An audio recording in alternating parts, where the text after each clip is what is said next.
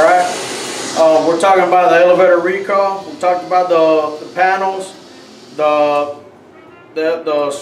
smart detectors in the lobby on the first floor, second floor. These are your relays. These relays are what causes the recall. This is what makes you not get stuck in the elevator whenever there is a fire. This is what tells the main mechanical on the elevator what to do, to go up or down.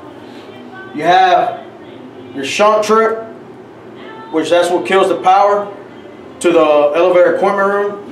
The way that works, if there was a sprinkler head to go off here in this equipment room, it would immediately trigger it, telling the relay will tell the breaker to shut off.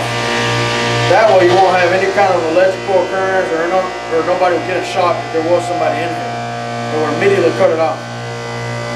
You have your primary relay, secondary relay, fire hat relay. These relays are what tell. I'm not going to go into too much details with them to not confuse you, but these three relays is what tells the elevator to go from first floor to second, from second to first, or if there was anything in this equipment room or anything in the shaft, it'll tell the elevator where to go.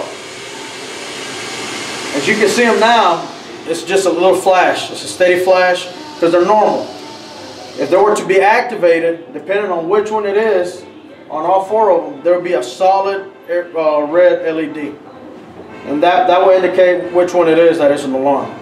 The only way that you can get rid of that solid LED is by verifying that there ain't no real fire and then resetting the panel.